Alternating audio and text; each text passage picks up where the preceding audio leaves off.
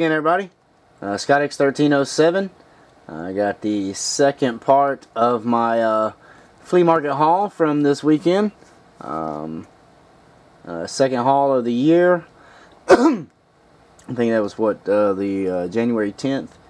And also got some books I got in trade from Tom Ryan. Some really cool stuff got in trade. Actually, I'll start off with those books.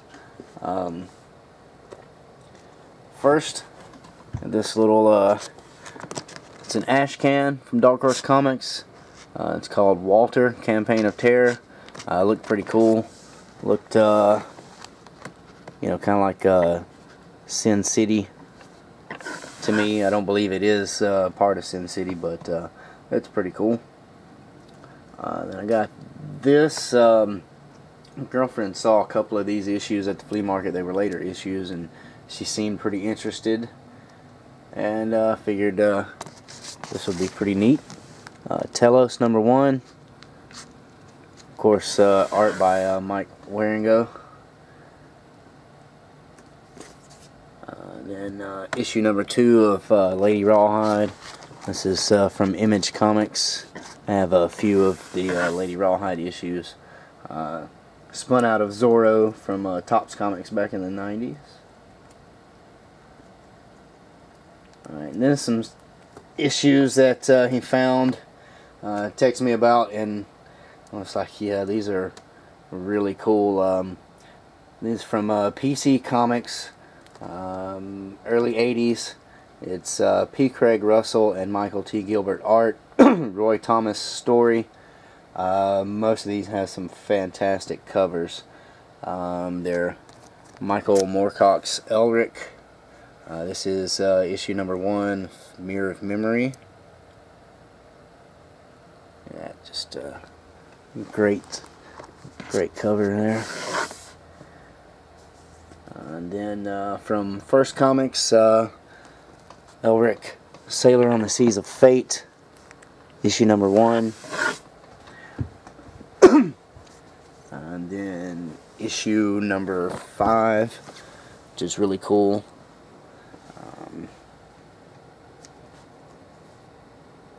And issue #6. I have issue #7. So almost done with that mini-series, and that will be awesome. Really cool stuff. Okay, also from First Comics, Elric, Weird the White Wolf #2. I have issue 1 of this, so that's very cool. P. Craig Russell cover there. Issue #4 of Weird the White Wolf. More great stuff. Okay, there was an issue of Nexus that he was able to find for me. Nexus Liberator #1 from Dark Horse. That's very cool. Working hard on that series, so you can find them usually pretty cheap. And then from more issues of Elric from PC Comics, and these I've never seen these around me, so it's very cool to be able to get these in trade. This is Elric issue #1.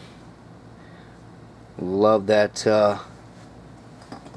cover there, and that sketch cover kind of style in the bubble.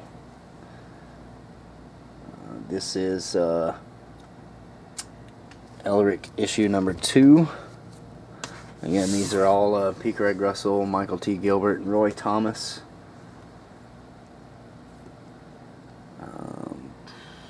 Issue #3, I believe.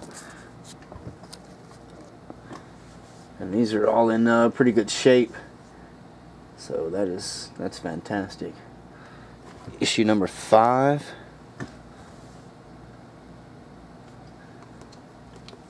And this last one here, All these are great covers. I really like this last cover here. That's issue number 6. Stormbringer sword.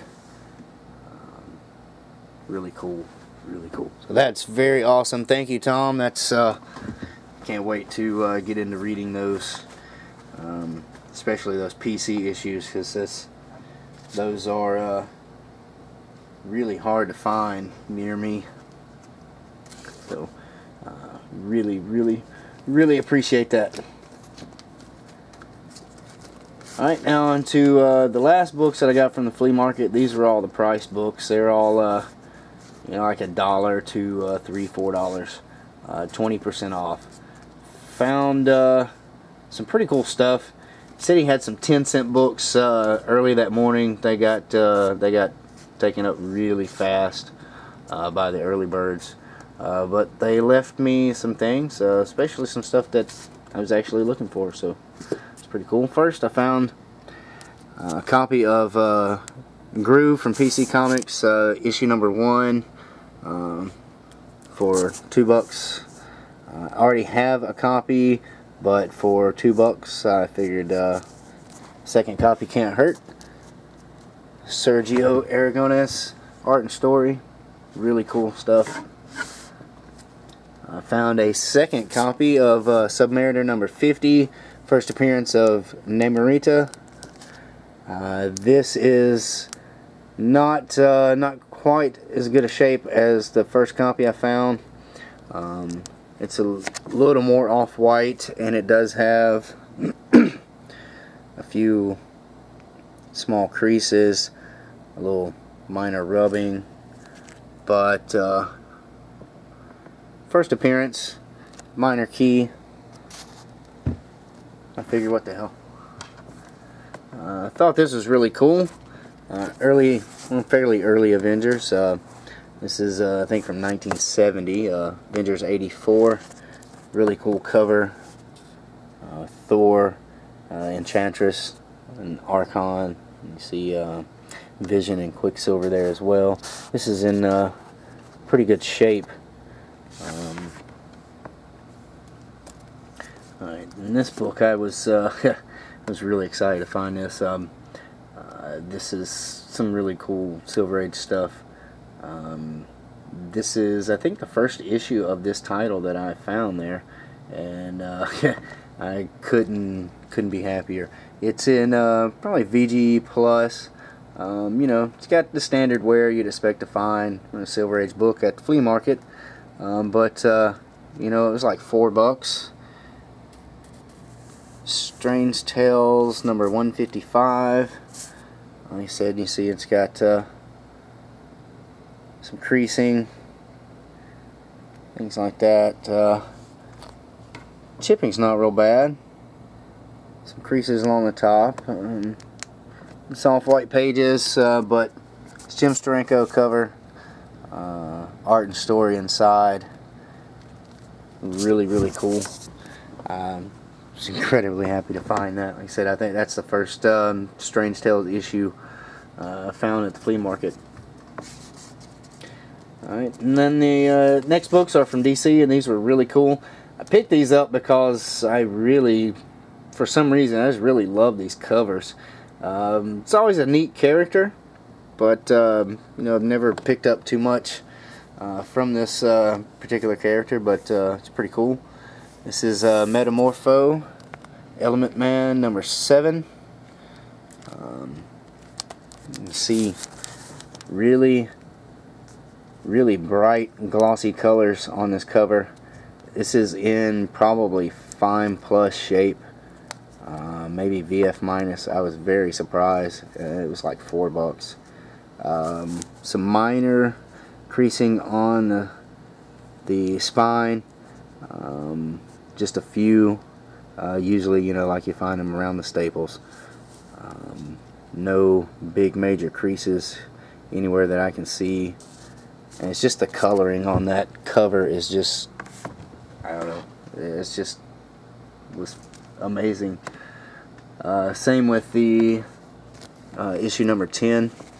again, just really dug the colors on this. Same shape, probably fine plus. And it also turns out to be the first appearance of Element Girl.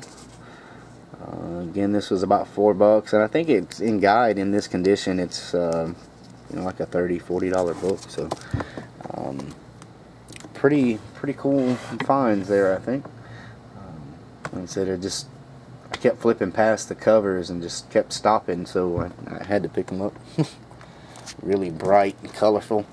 They don't do covers like this anymore, you know. It's just, there's something about the silver age, even bronze age covers. It just don't do covers like that anymore.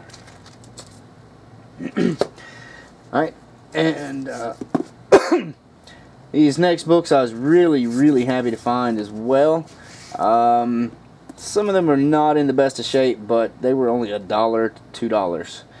Its first issue is $1. It's got some damage in the top right corner, but it's a great reader, great filler for this title that I'm trying to complete.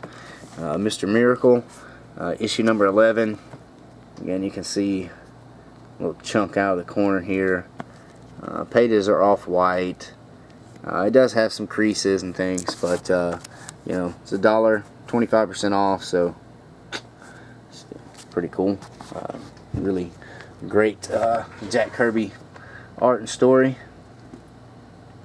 And then I found issue number 13. I was really happy the early birds left this Kirby DC stuff for me. This was only $2. This one's in better condition, as you can see, so it's really cool. Gladly pay $2 for that. Issue number 14 as well. Found a good run of these Mr. Miracles.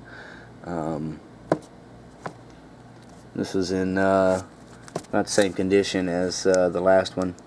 I'd say probably VG plus, maybe fine minus, but still $2 for some great Kirby goodness. Mr. Miracle number 16,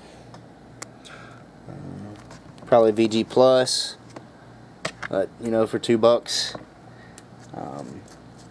Glad to add them to the collection. I can always, you know, keep an eye out for a better condition.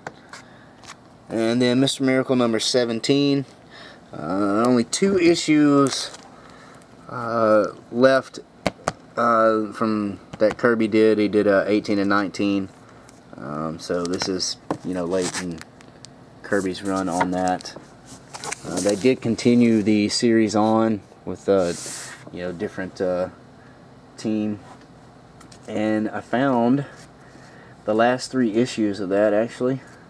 They're in pretty good shape. A little better than the Kirby issues. And I believe they're newsstand editions. But not that that really means anything on these. But this is issue 23. These are also $2, but in a little better condition. Issue 24, next to the last issue of the first volume, and issue 25. So it's really cool to find those. And I have now more issues of Mr. Miracle than any of the other Kirby DC titles, so that's pretty cool.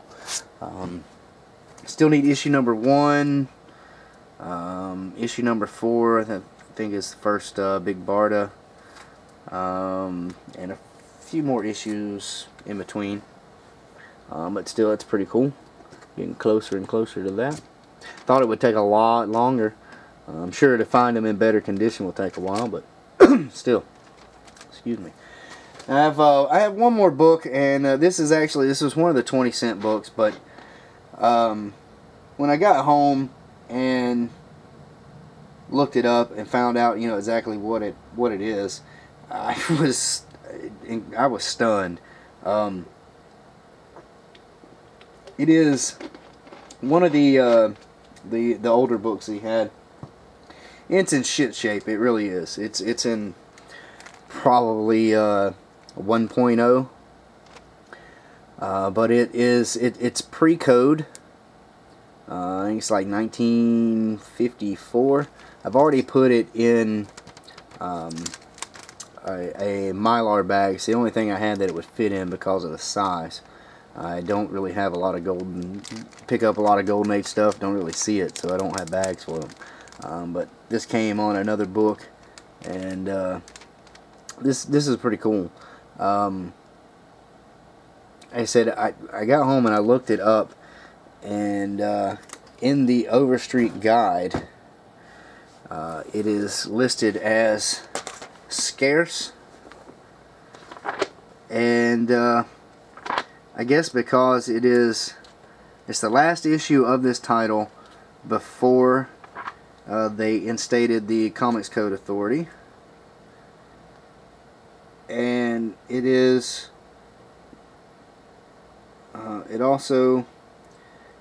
also the last issue of this volume before they renamed it. They did start the title up later on, carrying on the original numbering, but at this point in time, this was the last issue.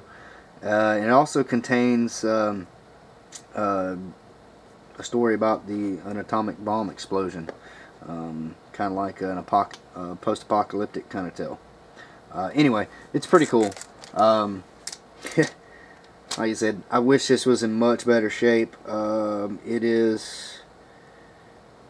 I mean, it's not super expensive, but I mean, for me, it's a pricey book. And near mint, it would be like 280 bucks. In this shape, it's still worth about probably, you know, at least 5 to 10 bucks to the right person. But I doubt I'll ever get rid of it just because it's an old pre-code horror book. It's Forbidden Worlds number 34. Like I said, you see here the spine. Just it's in horrible shape. It's detached from the staples, but somehow it's still connected to the book. It doesn't completely come off, but it's creased up bad. As Gimpy would say, it looks like somebody wiped their butt with it. It's got some fading, some chips on the side. Page inside is kind of loose, and it's not detached completely. As you can see, it's out of place, but I really don't care. It was 20 cents. 20 cents for some late Golden Age, Atomic Age. It's pre-code sci-fi horror, and like I said, I looked it up. Maybe you can see.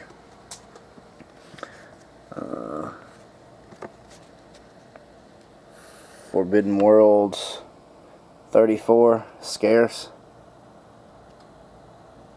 You know, the last grade that they put in the guide is 2.0, and it's at $21. So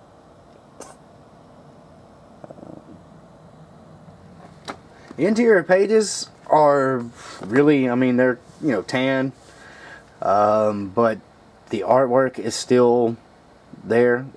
Colors are still fairly bright.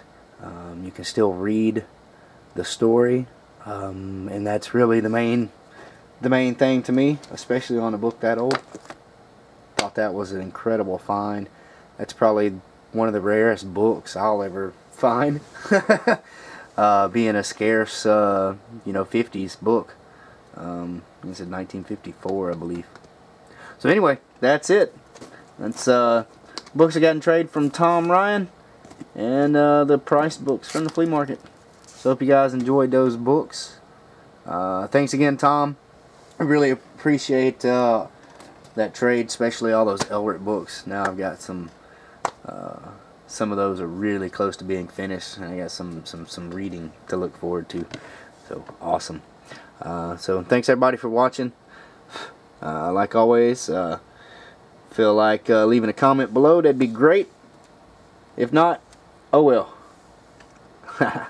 Alright, until next time, keep reading those books, y'all. Take care.